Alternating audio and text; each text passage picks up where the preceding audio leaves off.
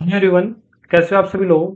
स्वागत है आप सभी का मैथ प्रो में। तो आज की सेशन में अपन सेट 7 देखेंगे, जिसमें अपन 9 जून की शिफ्ट 1 का एनालिसिस करेंगे। आज की इस वीडियो में मैंने पूरे 30 क्वेश्चन न रख के अच्छे अच्छे क्वेश्चन रखेंगे, जिसमें जो रिपीटेशन था वो मैंने रोक दिया, और जो रिपीटेशन नहीं है न्यू क्वेश्चन होंगे वही मैंने क्वेश्चन रखा है, जिससे क्या हो आपका टाइम भी बचे और अच्छे अच्छे क्वेश्चन भी कर पाओ। तो देखते हैं फर्स्ट क्वेश्चन की तरफ अपन। ए, बी और सी का औसत वजन आपको दे रखा है 45 केजी। यदि ए और बी का औसत वजन मुझे दे रखा है 40 किग्रा, और बी एंड सी का औसत मुझे दे रखा है कितना 42 किग्रा, तो बी का औसत वजन बताना है। एक तरीका तो आप बेसिक कैसे कर सकते हो, यहाँ से मैं बता सकता हूँ, वो खुद से करना है। कैसे करोगे, देखो ए प्लस बी प्लस सी का औसत वजन दे रखा है आपको 45 किग्रा, तो तीन का औसत देख रहा है तो तीन का सम निकाल लेना। फिर यहाँ से ए और बी का सम निकाल लेना, और यहाँ से बी एंड सी का सम निकाल लेना, फिर इन दोनों को जोड़ना, इसमें से माइनस कर देना, आपके पास क्या आ जाएगा, बी का वजन आ जाएगा। दूसरा तरीका इसको कैसे करते हैं जी एग्जाम में कैसे करेंगे, मैं बोलूंगा यहाँ पर देखो ए प्लस बी प्लस सी, तीन लोग है, जिसमें तीन लोगों का औसत एवरेज मुझे कितना दे रखा है यहाँ से 45 केजी, या सुनो, ये समझ में आया। फिर मैं लिखता हूँ, देखो ए और बी दे रखा है, यहाँ पर ए और बी है, यहाँ पर दो लोग है जिनका मुझे एवरेज कितना दे रखा है यहाँ से 40 केजी। 40। अब मैं बोल रहा हूँ जो थर्ड थर्ड नंबर पर है, वहां पर भी दो लोग हैं, कौन से रहते हैं यहाँ पर बी एंड सी लोग रहते हैं, जहां पर जिनका एवरेज है वो कितना है 42 केजी है। तो एक बात बताओ, आपको निकालना क्या है, यहाँ पे मुझे निकालना है कि बी का औसत वजन, या बी का वजन कितना होगा, औसत वजन नहीं सॉरी, बी का वजन कितना होगा। तो यहाँ से मैं बोल देता हूँ, जो बी का वजन है ना, मैं खुद से मान लेता हूँ बी का वजन मेरे पास कितना है 45 केजी है। ठीक है, आप कितना भी मान सकते हो, आप 40 भी मान सकते हो, आप 43 भी मान सकते हो, जिससे आपको क्या करना है, एवरेज से कंपेयर करना है। तो मैं यहाँ से मान लिया कि एवरेज है, तो यहाँ से 45 के आसपास मैंने एवरेज ही मान लिया कि यहाँ पर जो बी का वजन है कितना है 45 केजी है। लेकिन देखो यहाँ पर देखोगे ये एवरेज से कितना कम है, इससे कितना कम है, मैं बोलूंगा यहाँ से 5 कम है, तो एक पर माइनस का 5 कम है, तो दो लोग है तो इस पर कितना कम हो जाएगा, 2 कम हो जाएगा। मतलब 5 इंटू 2 कम हो जाएगा, तो यहाँ से कितना कम हो जाएगा, टोटल 10 कम हो जाएगा। ये सुनो, अब देखो एवरेज से यहाँ से इस 20 से कितना कम है, यहाँ पर माइनस का 3 कम है, तो टोटल 2 है, तो यहाँ से 2 से मल्टीप्लाई कर दूंगा, तो टोटल कितना कम हो जाएगा, माइनस का 6 कम हो जाएगा। अगर प्लस के होते हैं तो अपन प्लस करते, माइनस का होता है तो माइनस करते। तो यहाँ पर कितने का फर्क पड़ेगा, टोटल 45 में -16 का फर्क पड़ेगा, तो यहाँ पर -16 घटा दोगे तो यहाँ से कितना आ जाएगा आपके पास 29 आ जाएगा, जो क्या है बी का वजन है। ये बी का वजन ही क्यों आ रहा है, सी का वजन क्यों नहीं आ रहा, क्योंकि यहाँ पर देखोगे, देखो यहाँ पर ए है, यहाँ पर बी है, यहाँ पर बी है, मतलब दो बार बी है, तो ये एक बार बी का अपन जो वेरिएशन है वो घटा दिया, तो अपने पास क्या बच जाएगा, बी का वजन वजन बच जाएगा। ये समझ में आया? कौन सा ऑप्शन दिख रहा है, ये ऑप्शन नंबर बी बच रहा है। क्वेश्चन नंबर 2 देख। क्वेश्चन नंबर 2 में क्या बोला गया है, देखो एक्स है ना ए के अनुक्रमानुपाती है। प्रोपोर्शनल का मतलब क्या होता है, जैसे मान लूं कि मैं बोलता हूं कि एक्स वाई के प्रोपोर्शनल है, इसका मतलब क्या होता है कि अगर मैं एक्स का मान बढ़ाता हूं तो वाई का मान भी क्या होता है, बढ़ता है, और अगर मैं एक्स का मान घटाता हूं तो मेरे पास वाई का मान भी घटता है। और रेसिप्रोकल का मतलब क्या होता है, जैसे एक्स रेसिप्रोकल होता है वाई के, अगर मैं एक्स का मान बढ़ा रहा हूं तो वाई का मान मेरे पास क्या हो जाएगा, घट जाएगा। अगर मैं एक्स का मान घटा रहा हूं तो मेरे पास वाई का मान क्या हो जाएगा, बढ़ जाएगा। मतलब इसमें तो क्या होता है, उल्टा होता है, इसमें जैसे चलता है वैसे चलता रहता है। तो अगर ये समझ गए तो मुझे ये बता दो, अक्स ए स्क्वायर की क्या है, अनुक्रमानुपाती है। तो मैं लिख दूंगा कि अक्स ए स्क्वायर की क्या है, अनुक्रमानुपाती है। अगर अनुक्रमानुपाती या समानुपाती का साइन हटाऊंगा तो मेरे पास कोई भी एक कांस्टेंट आ जाएगा, जिसका नाम दे दूंगा मैं के, और इसके ए स्क्वायर के समानुपाती हो जाएगा। Got it. अब देखो नेक्स्ट पढ़ो कि ए वाई के व्युत्क्रमानुपाती है। व्युत्क्रमानुपाती का मतलब होता है इनवर्सली प्रोपोर्शनल। अगर जो ए है मैं बोलता हूँ ए, इसके रेसिप्रोकल है किसके, वाई के रेसिप्रोकल है, तो यहाँ से मुझे ऐसे बता दो कि जो ए के अगर मैं कांस्टेंट साइन हटाऊंगा प्रोपोर्शनल का, तो यहाँ पर कोई पी कांस्टेंट लग जाएगा, और 1 अपॉन क्या लिख दूंगा, वाई लिख दूंगा। समझ में आया चीज। अब यहाँ से मुझे देखो एक्स और वाई में संबंध निकालना है, तो जो ए की वैल्यू है ना, मैं यहाँ पर पुट कर रहा हूँ, इस इक्वेशन में पुट कर रहा हूँ। अगर आप ए की वैल्यू यहाँ से पुट करोगे तो मुझे बता दो यहाँ पर क्या जाएगा, देखो एक्स बराबर के, यहाँ पर अगर ए की वैल्यू पुट कराओगे मतलब ए स्क्वायर हो रहा है, तो यहाँ पर कर दूंगा मैं पी मल्टीप्लाई 1/1 बाई का होल स्क्वायर। मैंने यहाँ पर क्या रख दिया, ए की वैल्यू पुट कर दी। अब इसको सोल्व करोगे तो क्या हो जाएगा आपके पास कि के पी स्क्वायर और क्या हो जाएगा वाई स्क्वायर। अब ये इक्वेशन आ गई, अब यहाँ से आप इसको सोल्व करना है। अब इस इक्वेशन को यहाँ से कैसे सोल्व करोगे, मुझे बताओ क्या दे रखा है। सबसे पहले कि आप y का मान कितना लेना है, 6 लेना है, तो मैं बोलता हूँ यहाँ पर y का मान मुझे 6 लेना है, और x का मान मुझे कितना लेना है 97। x का मान मुझे कितना लेना है 97। देखो आप ऐसे मत सोचना कि इतना टाइम नहीं होता एग्जाम करने में, ये समझाने में टाइम लग रहा है। अगर मैं समझाऊंगा नहीं, मैं खुद से ही करना होता तो मैं खुद से घर बैठे मैं खुद ही कर लेता। आप लोगों को समझाने आया हूँ तो आप लोगों को समझाने में भी टाइम लगेगा, क्योंकि कई बच्चा क्या होता है, एवरेज से ऊपर होता है, कई एवरेज होता है, कई एवरेज से भी नीचे होता है। तो सबको एडजस्ट करके लेना पड़ता है। जो जिसको ज्यादा समझ में आ रहा है वो 2x पर देखेगा, जिसको और धीरे समझना है वो 1x पर भी देख सकता है, ठीक है। तो उसके अकॉर्डिंग ये क्या करेगा, वीडियो की जो वीडियो है उसकी स्पीड एडजस्ट कर लेना, ठीक है। यहाँ पर देखो क्वेश्चन में क्या बोला है, y का मान 6 है, अक्स का मान 97 दे रखा है। तो मुझे बता, सबसे पहले अपन के पी स्क्वायर की वैल्यू निकाल लेंगे यहाँ से। तो अक्स की वैल्यू यहाँ रख दिया मैंने 97, यहाँ रख दिया मैंने के पी स्क्वायर, और वाई स्क्वायर का मान मतलब कितना हो जाएगा 36। तो ये यहाँ से मुझे निकाल के बता दो के पी स्क्वायर की वैल्यू कितनी हो जाएगी मेरे पास, 97 इंटू 36। अब एग्जाम में क्या करना, आप इसको गुणा मत करने लग जाना, इसको इतना ही छोड़ देना। क्यों छोड़ देना, देखो आगे बताऊंगा मैं। अब सबसे पहले बोला है कि अब y का मान 2, अब कंडीशन देखो पहले ये थी, अब दूसरी कंडीशन दे रखा है कि अगर y का मान 2 हो तो अक्स का मान कितना होगा, क्योंकि अपन ने के पी स्क्वायर का वैल्यू निकाल ली। अब इसमें देखो अक्स का मान निकालना मुझे, तो अक्स बराबर कितना हो जाएगा, सबसे पहले मुझे ये बता दो के पी स्क्वायर की वैल्यू कितनी होती है। यहाँ से अगर के पी स्क्वायर के देखोगे तो मेरे 97 इंटू 96 हो जाएगा, और वाई स्क्वायर मतलब 2 का स्क्वायर चाहिए मुझे, 4 हो जाएगा। तो 4 नंबर कितना हो जाएगा मेरे पास, कितना हो जाएगा यहाँ से 36। तो देखो मेरे पास आएगा 97 इंटू 9। अब देखो इसको भी गुणा नहीं करना, क्योंकि मुझे पता लग गया नोशन तक कितना होता है, 63 होता है। तो लास्ट डिजिट मेरे पास 3 आएगा, तो कौन सा ऑप्शन दिख रहा है, ऑप्शन नंबर मेरे पास बी दिख रहा है। तो इसको गुणा करोगे तो आपके पास कितना आ जाएगा, 873 है। तो अक्स का मान मेरे पास आएगा 873। कौन सा ऑप्शन दिख रहा है, ऑप्शन नंबर बी। समझ में आया। नेक्स्ट क्वेश्चन देखो, question number 3। Question number 3, sorry zoom हो गया, अपन जूम आउट करके नेक्स्ट क्वेश्चन नंबर चलते हैं, क्वेश्चन नंबर 3 पे। अब देखो दो स्टेशन दे रखे हैं, के बीच में रेलवे ट्रैक 8 दिन में बिछा रहता है, और बी उसी कार्य को 24 दिन में कर सकता है। सी की सहायता से भी उस कार्य को 3 दिन में कर सकते हैं, तो सी अकेले उस कार्य को कितने दिन में पूरी करेगा। देखो दो स्टेशन है, मतलब ये काम दे रखा है और समान कार्य दे रखा है। मैं बोलूँ ए है, वो उस कार्य को 8 दिन में कर लेता है, ये सुनो। बी है, उसी कार्य को कितने दिन में कर लेता है, 24 दिन में कर लेता है। Got it. सी की सहायता से अगर वे ए और बी और सी तीनों मिलकर लग जाते हैं तो वो काम 3 दिन में ही काम खत्म कर देते हैं। अगर ये चीज बोला हुआ है तो मुझे बता दो, सबसे पहले अपना काम होता है एलसीएम लेना। एलसीएम का मतलब क्या होता है, टोटल वर्क निकालना। तो देखो सबसे बड़ी संख्या 24 है, तो ये 24 सबसे कट भी रही है, तो मैंने इसका एलसीएम कितना आ जाएगा मेरे पास, 24 आ जाएगा। अगर एक ही एफिशिएंसी निकालूंगा तो 24 में 8 से डिवाइड करूंगा तो 8 कितना हो जाएगा मेरे पास, 24। ठीक है, 24 से कम कितना हो जाएगा मेरे पास, 24। और यहाँ से अगर तीनों से डिवाइड करूंगा, यहाँ से 3 से डिवाइड करूंगा तो मेरे पास कितना आ जाएगा, 8। अब एक बात बताओ मुझे, एक की एफिशिएंसी मेरे पास कितनी है, 3। बी की एफिशिएंसी मेरे पास कितनी है, 1। तो यहाँ पर कितना हो गया, 3 और 1 4, तो टोटल 8 है। तो सी की एफिशिएंसी मेरे पास कितनी होनी चाहिए, 4 होनी चाहिए। अब क्वेश्चन में क्या बोला गया, देखो सी अकेले उस कार्य को, किस कार्य को, 24 कार्य को कितने दिन में पूरा करेगा। तो सी करेगा किस कार्य को, इसको, कितनी एफिशिएंसी से, 4 की एफिशिएंसी से। तो कितना टाइम लगा देगा ये, 6 दिन लगा देगा। कौन सा ऑप्शन दिख रहा है, ये option number D. Question number चलो देखो, क्वेश्चन नंबर 4। अब इसको मैं दो तरीके से बता दूंगा, बेसिक से भी बता दूंगा, और कैसे अप्रोच करना है शॉर्ट अप्रोच वो भी बता दूंगा, ठीक है। सबसे पहले मैं बोलता हूँ यहाँ पर इनकम बोल रखा है, तो इस इनकम को मान लो कितनी है, 7x, और इसको मान लेता हूँ मैं 8x। अब देखो ये बचत दे रखी है, अगर समान बचत दे रखी होती तो अपन को रेशियो से फटाफट और भी इजी हो जाता। लेकिन थोड़ा सा कैलकुलेटिव बनाने के चक्कर में ये क्या कर दिया, बचत को इसको दे दिया 15,000, इसको कितने दे दी, 9,000, ठीक है। बचत करता है, यदि उसका व्यय का अनुपात 11:16 है तो समय सीमा है एक, तो एक दर्शन का कुल व्यय बताना है। ध्यान रखना यहाँ पर कुल इनकम नहीं पूछा, क्या पूछा अपन को, टोटल एक्सपेंडिचर पूछा है। आपको पता होना चाहिए जो भी टोटल इनकम होती है वो क्या होती है, अगर मुझे उसमें एक्सपेंडिचर प्लस सेविंग का रेशियो होता है। जो इनकम होती है उसमें एक्सपेंडिचर और सेविंग का रेशियो होता है। सपोज करो मैं क्या बोल रहा हूँ कि अगर इनकम में से, यहाँ से अगर इनकम में से मैं एक्सपेंडिचर माइनस कर दूंगा तो मेरे पास क्या बचेगा, यहाँ पर सेविंग बचेगी। क्या बचेगी मेरे पास, सेविंग बचेगी। ये सुनो, गोटी इतना समझ में आया। तो यहाँ से देखो ये इनकम है मेरे पास, टोटल इनकम कितनी है मेरे पास, 7x। यहाँ पर मैं माइनस कर रहा हूँ ये बचत पहली वाली, तो मेरे पास कितना आ जाएगा, 15,000, ठीक है। यहाँ से 7x में से मैं 15,000 माइनस कर दिया। दूसरी मेरे पास इनकम कितनी है, 8x हो गई। और दूसरी सेविंग मेरे पास कितना है, 9,000। तो जो ये रेशियो आएगा मेरे पास किसका आएगा, एक्सपेंडिचर का रेशियो आएगा, जो मेरे को क्वेश्चन में दे रखा कितना, 11:16।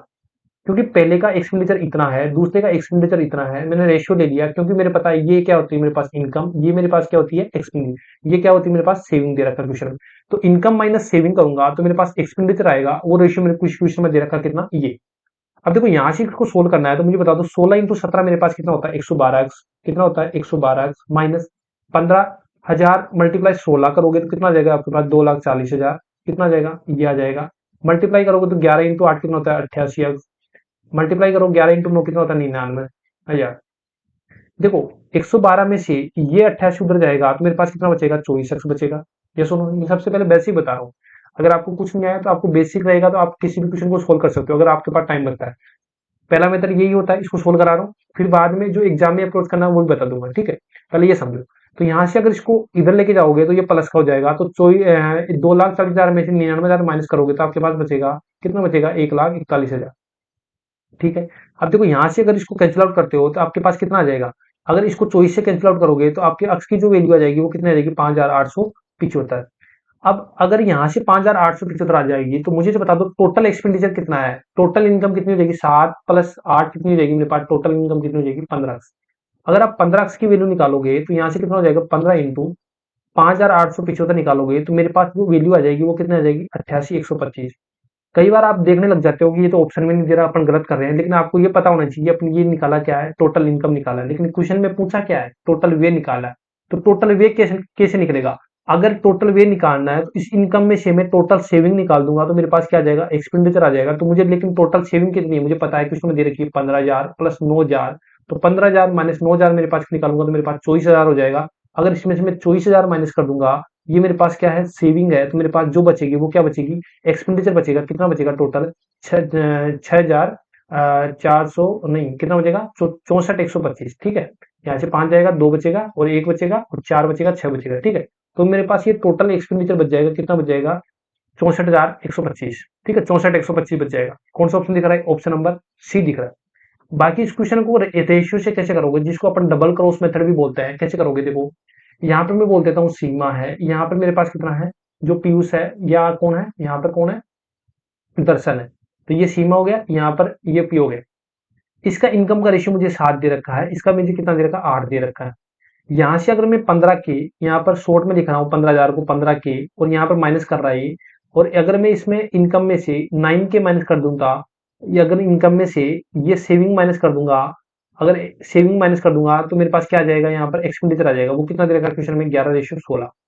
तो डबल क्रॉस मेथड क्या बोलता है, यहाँ से डबल क्रॉस मेथड क्या बोलता है, देखो कि पहले इसको मल्टीप्लाई करता हूँ और इसको मल्टीप्लाई कर देता हूँ। तो देखो 16 सत्ते कितना होता है, 16 सत्ते कितना होता है, 112। 16 सत्ते कितना होता है, 112, और 11 इंटू 8 कितना होता है, 88।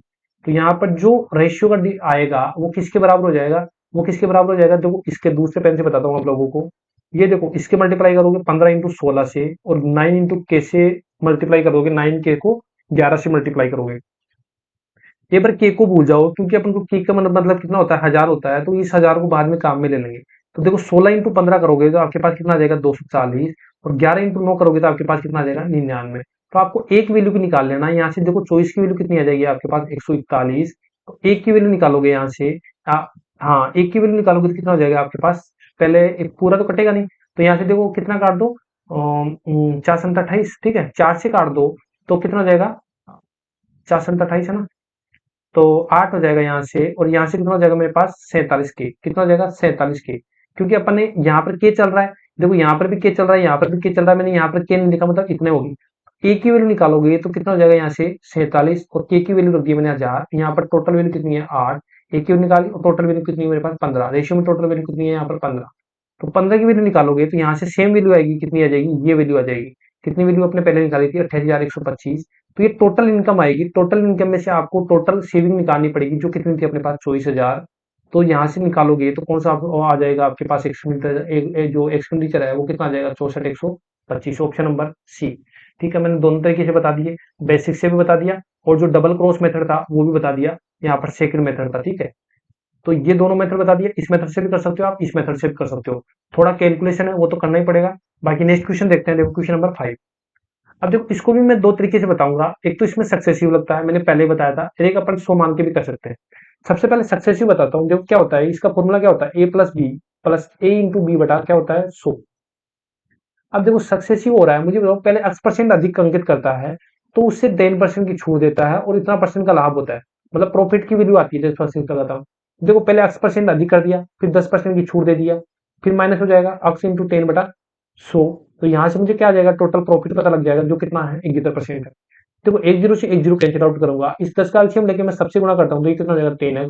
ये मेरे पास कितना हो जाएगा, 100। ये कितना हो जाएगा, x इक्वल टू कितना हो जाएगा मेरे पास, 710। ठीक है, 10 सबसे गुणा करके मैं मल्टीप्लाई करके जो इक्वल साइड है उस साइड भेज दिया। मुझे ये बता दीजिए कितना हो जाएगा, मेरे पास 9x हो जाएगा, और 100 उधर जाएगा तो मेरे पास कितना हो जाएगा 810। तो यहाँ से अब की वैल्यू निकालोगे तो कितना हो जाएगा 90, तो जो डायरेक्ट आ गई। अब मुझे इसे बता दो, दूसरा तरीका मैं 100 मान के बता रहा हूँ, मान लो किसी को फॉर्मूला याद नहीं है, वो कैसे करेगा। सपोज करो कि यहाँ पर जो कॉस्ट प्राइस है वो कितना है, मेरे पास 100 रुपए है, अक्स परसेंट अधिक अंकित करता है, तो मेरे जो मार्क प्राइस हो जाएगा वो कितना हो जाएगा 100 प्लस अक्स। Got it. अगर प्रॉफिट 11% का लाभ होता है तो मुझे पता है यहाँ पर सेलिंग प्राइस मुझे कितना हो जाएगा 171 हो जाएगा, क्योंकि तभी तो, क्योंकि 100 पर 11% का प्रॉफिट हो रहा है, मतलब कितने का प्रॉफिट हो रहा है 171 का। अब देखो यहाँ पर 10% की छूट देता है, छूट किस पर देता है, जिसका मार्क प्राइस पर देता है। अगर मैं बोलूं अगर 10% की छूट देता है, तो मान लो कि 1/10 होती है इसकी फ्रैक्शन वैल्यू। अगर मेरे पास मार्क प्राइस कितना है, मेरे पास 10 है, तो अगर एक की छूट देगा तो मेरे पास सेलिंग प्राइस कितनी हो जाएगी 9 हो जाएगी, जिसकी वैल्यू मुझे क्वेश्चन में कितनी दे रखी है 171। तो 171 मुझे 9 की वैल्यू दे रखी है, मैं 10 की वैल्यू निकालूंगा तो ये कितना चला जाएगा, देखो 119 19 बार चला जाएगा, तो मेरे पास जो टोटल मार्क प्राइस आ जाएगा कितना आ जाएगा, ये मेरे पास मार्क प्राइस आ जाएगा 190। तो यहाँ से आप देख सकते हो, आप टोटल मार्क प्राइस माने थे 100 प्लस एक्स, और आपके पास इसकी वैल्यू आ जाएगी 190। तो अक्स की वैल्यू निकालनी है, तो आपके अक्स की वैल्यू कितनी आ जाएगी, यहाँ से 190 आ जाएगी, और यहाँ से उधर जाएगा तो अक्स की वैल्यू कितनी आ जाएगी 90 आ जाएगी। जो ऑप्शन कौन सा मिल रहा है, ऑप्शन नंबर ए। कैसे भी निकालोगे, तरीके बदलने से क्या नहीं नहीं बदलते, आंसर नहीं बदलते। तो पहला ऑप्शन भी हो गया, पहला मेथड भी हो गया, दूसरा मेथड भी हो गया, और आंसर भी कौन सा आ रहा है अपने पास 90 आ रहा है। Got it. अब क्वेश्चन नंबर देखो 6 देखो, क्वेश्चन नंबर 6 कैसे करोगे वैसे बताओ। देखो पहले क्वेश्चन पढ़ना है आपके पास, एक ऋषि है, इसके पास इतने रुपए हैं, टोटल कितने रुपए हैं 1612 उसमें अपने एक बेटा है, उसके एक बेटा है श्यान है, और एक दूसरा बेटा है पीयूष है, इसमें बांट दिया। अब कितना था बांटा आप लोगों को नहीं पता। उन्हें इसे वार्षिक रूप से संयोजित होने के लिए बोला, 8% वार्षिक ब्याज की दर पर निवेश करने को कहा, कि उनकी रेट कितनी रहेगी 8% रहेगी, और ये देखा कि शान और पीयूष क्रमश है 19 वर्ष और 20 वर्ष के बाद समान राशि प्राप्त हो गई। मतलब ये बोला गया है कि जितना शान 19 वर्षों के लिए निवेश करता है, और जो कौन है पीयूष 20 वर्षों के लिए निवेश करता है, तो उनका जो अमाउंट होगा वो क्या हो जाएगा, समान हो जाएगा। तो ऋषि ने शान को कितनी राशि प्राप्त की। मैं बोलता हूँ यहाँ पे जो शान को राशि प्राप्त थी वो ऐस प्राप्त थी। अगर मैं 8% से रेट लगाऊंगा, जो अमाउंट हो जाएगा एक ईयर्स के लिए बोलता हूँ इतना हो जाता है, तो 19 ईयर के लिए निकालना है, तो 19 ईयर के लिए अमाउंट कितना हो जाएगा मेरे पास, 19 की पावर कर दूंगा, ये सुनो। अगर मैं बोल रहा हूँ कि अगर पीयूष है, उसका मेरे पास अमाउंट पी है, प्रिंसिपल मान लो कि उसमें इतने में बांटा, तो रेट कितनी है मेरे पास 108/100, एक ईयर्स के लिए हो जाती है। लेकिन मुझे टोटल ईयर्स कितना दे रखा है 20, तो यहाँ पे 20 की पावर कर दूंगा, जितनी पावर करना है उतनी पावर कर देंगे जितनी ईयर दे रखा है। यहाँ पे 19 पावर दे रखा है 19 ईयर के लिए, तो अपने ये कर देंगे। अगर अपन को बोल रहा है 20 ईयर्स के लिए बोला, तो 20 ईयर के कर देते। अगर अपन यहाँ पे बोलता है कि 4 ईयर, तो 4 पावर कर देते। देखो यहाँ पर समान क्यों किया है, यहाँ पर बराबर क्यों किया है, क्योंकि बोल रहा है कि समान राशि प्राप्त होती है। तो यहाँ से मुझे बता दो, देखो यहाँ पर ये समान है ये चीज, और यहाँ पर देखो 19 की पावर से यहाँ से 19 की पावर कैंसिल आउट होगी, तो यहाँ पर कितना बचेगा, एक ही बचेगा। देखो यहाँ मैंने शान को यहाँ पर शान मान लिया, यहाँ पर कितना मान लिया, यहाँ पर पी, मतलब ये शान का हिस्सा है, ये किसका हिस्सा है, पीयूष का हिस्सा है। ये तो पूरा कट ही गया 19 का 19, यहाँ पर कितना बचा मेरे पास 108/100 बचा। ये सुनो, तो ये इसी का रेशियो आ जाएगा। लेकिन यहाँ से और भी फर्दर सोल्व करोगे तो कितना हो जाएगा, देखो 2 से कितना हो जाएगा, यहाँ से 3 से कट जाएगा ना, 4 से कट जाएगा, ठीक है। 4 से चला जाएगा 27 टाइम, 4 से कितना चला जाएगा 25 टाइम। ये सुनो, देखो टोटल वैल्यू है, देखो ये शान की वैल्यू और पीयूष की वैल्यू, क्योंकि टोटल वैल्यू तो यही है ना, शान और पीयूष को इसमें से तो दे रहा है 1612 से, में तो टुकड़े तोड़ रहा है कि मान लो कि 1612 टुकड़ा है, इसमें से एक शान का टुकड़ा है, एक किसका टुकड़ा है, पीयूष का टुकड़ा है। जिसमें इन दोनों का टुकड़े मुझे पता लग गया, अगर इन दोनों के टुकड़ों को जोड़ोगे तो कौन सा आएगा आपके पास 1612 आएगा, तो 27 प्लस 25 जोड़ोगे तो आपके पास कितना आ जाएगा 52। 52 की वैल्यू आपको क्वेश्चन में कितनी दे रखा है 1612। आप एक की वैल्यू निकाल लो, यहाँ से एक की वैल्यू निकालोगे तो कितनी आ जाएगी 31।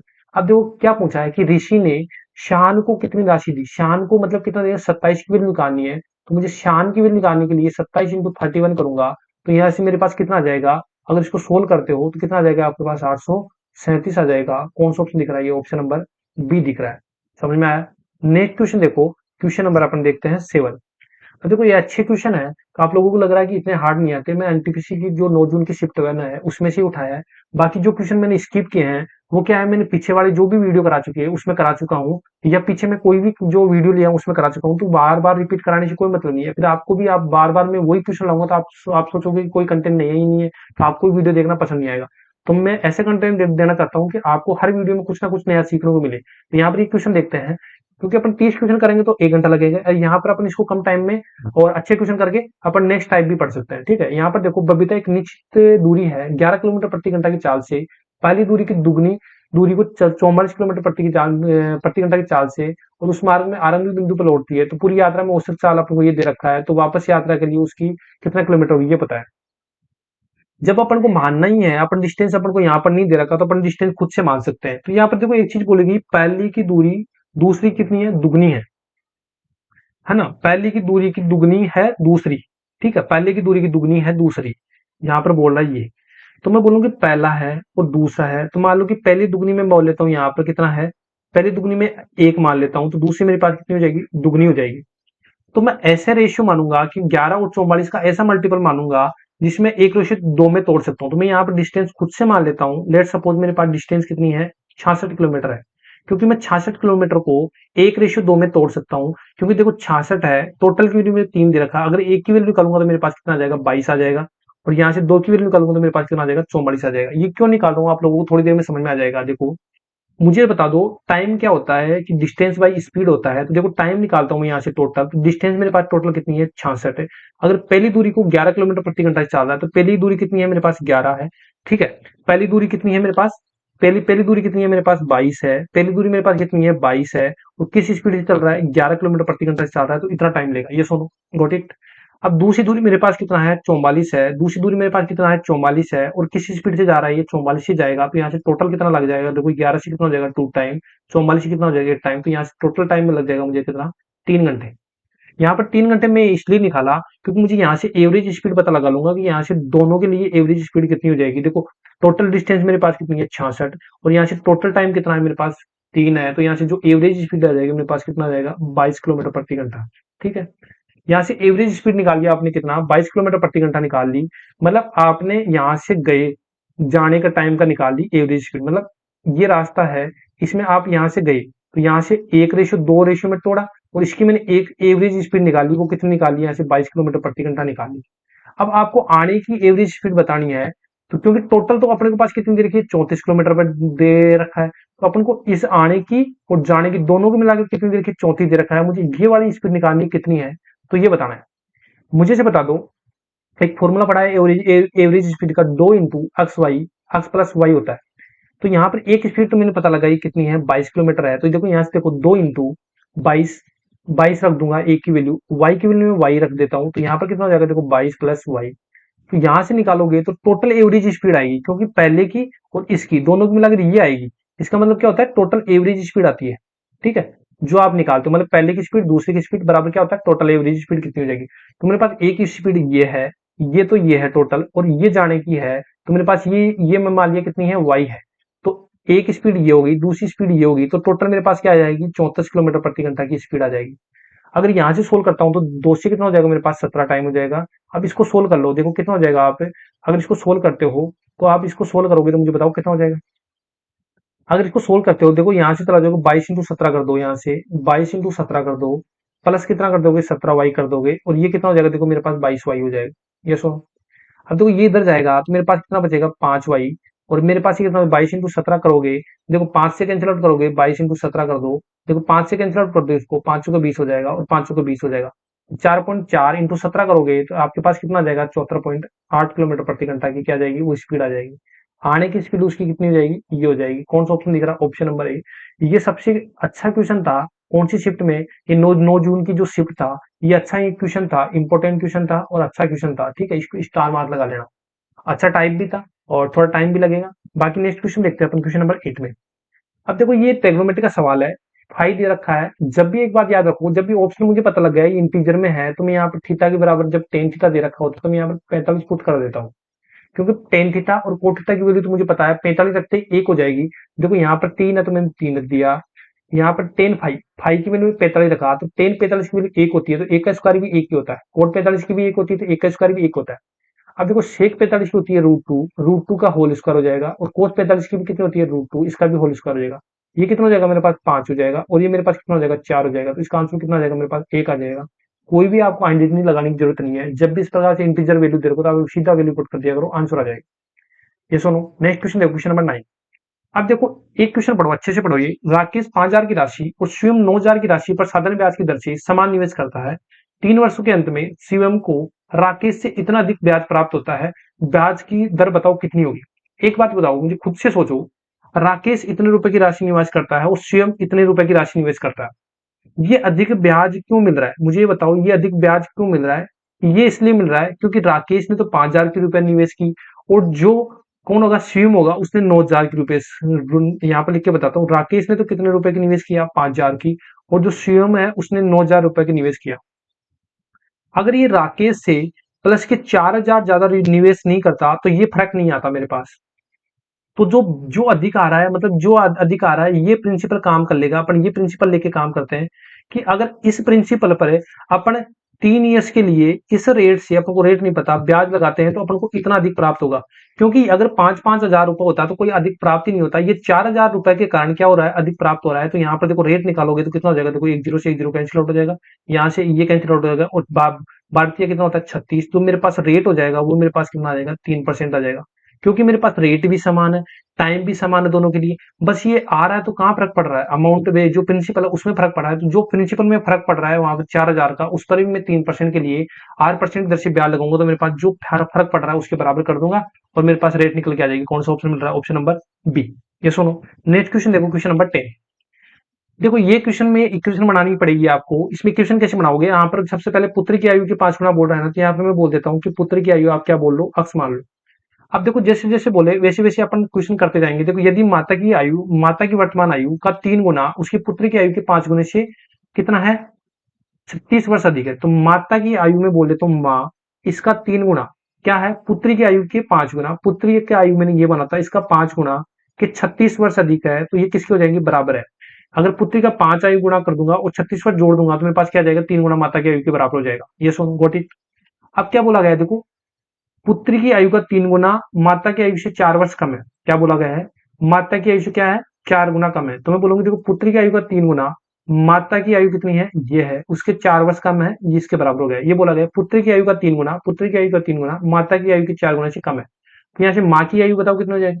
अगर माँ की आयु निकालोगे तो कितना हो जाएगा, 3x+4 निकल जाएगी। अब मुझे बता दो, यहाँ पर माँ दे रखा है, यहाँ पर भी माँ दे रखा है, तो यहाँ पर इसकी वैल्यू रख दो। कितना रख दोगे, 3, और 3x+4 इक्वल टू कितना हो जाएगा मेरे पास, 5x+36 हो जाएगा। ये सुनो, ये कितना हो जाएगा, देखो 9x, ये कितना हो गया, 4×3 12, ये मेरे पास 5x, ये मेरे पास कितना हो गया, 36। यहाँ पर अगर इसको माइनस करोगे तो आपके पास कितना आ जाएगा बताओ, 4x, और उधर जाएगा तो कितना हो जाएगा, 24। x की वैल्यू मेरे पास कितना आ जाएगा, 6। अब जब x की वैल्यू आपके पास 6 आ गई तो मुझे इसे बता दो, यहाँ से x की वैल्यू मेरे पास कितनी आ गई, पुत्र की वैल्यू मेरे पास 6 आ गई, तो यहाँ से मुझे माँ की वैल्यू निकालनी है। तो देखो 6 रखो, कितना होगा, 36 18 + 4, तो मेरे पास कितना आ जाएगा, 22। अब क्या पूछा है, माता और पुत्री की आयु का डिफरेंस पूछा है, तो इन दोनों का डिफरेंस बता दो मुझे कितना आ जाएगा, 16 वर्ष आ जाएगा। कौन सा ऑप्शन दिख रहा है, ये ऑप्शन नंबर डी आ रहा है। नेक्स्ट क्वेश्चन देखो, क्वेश्चन नंबर 11।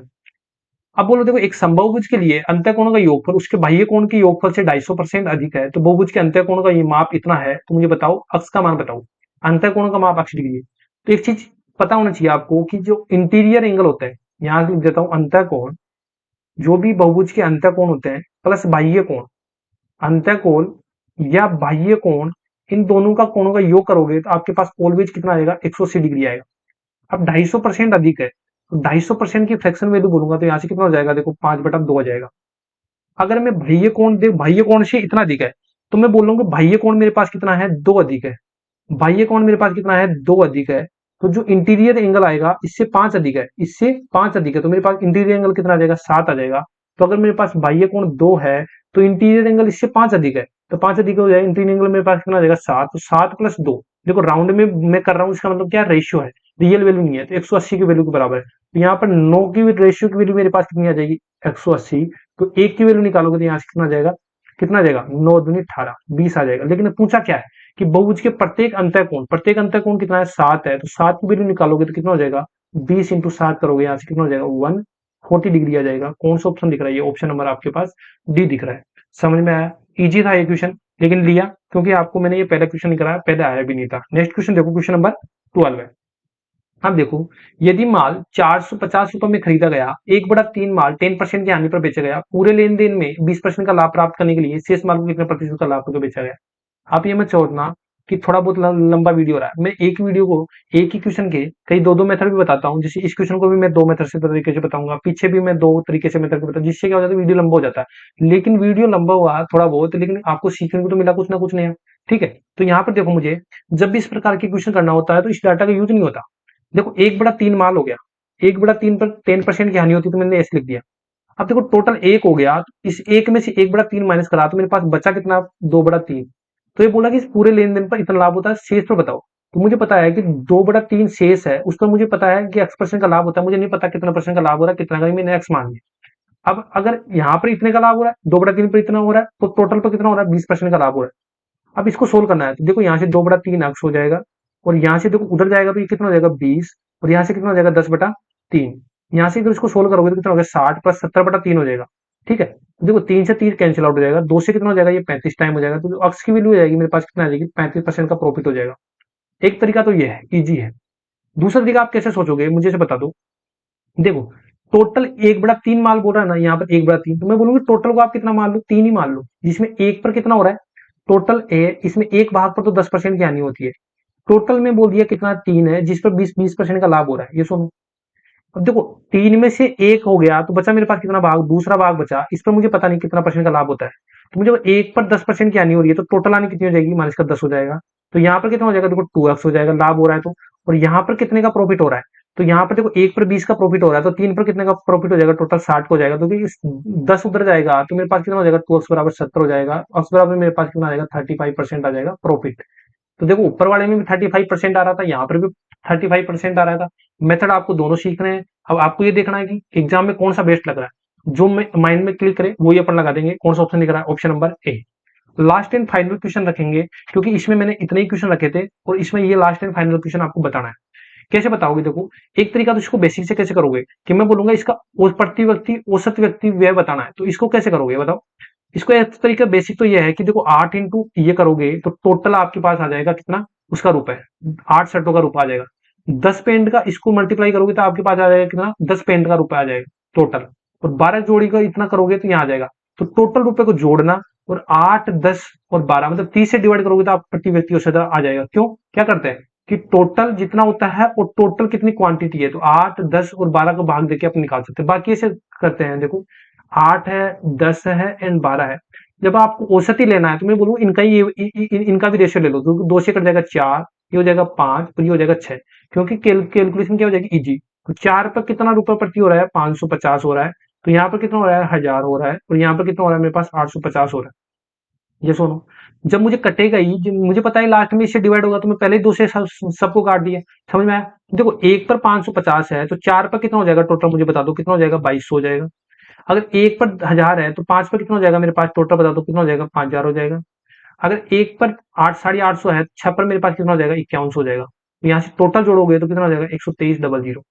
अब यहाँ से टोटल क्वांटिटी कितनी है, क्योंकि एवरेज बताना तो इसको डिवाइड भी करना पड़ेगा। 6, 4, 10 प्लस 15, 15 से डिवाइड करोगे तो आपके पास कितना आ जाएगा, यहाँ से 820 आ जाएगा। तो यही पूछा था इसका एवरेज कितना होगा, एवरेज कौन सा हो गया, ऑप्शन नंबर बी। तो आज की वीडियो में ये टॉप 30 क्वेश्चन रखे थे, जिसमें आप लोगों को रिपीटेशन नहीं मिला होगा क्वेश्चन का पिछली वाली वीडियो से। और अगर आपको वीडियो पसंद आता है तो आप कमेंट बॉक्स में जरूर बताया करो, जिससे मोटिवेशन मिलता है, जिससे और भी वीडियो जल्दी जल्दी मुझे बनाने का टाइम मिलता है। ठीक है, तो मिलते हैं नेक्स्ट वीडियो में इसी तरह, देखते रहिए। Thank you for watching this video.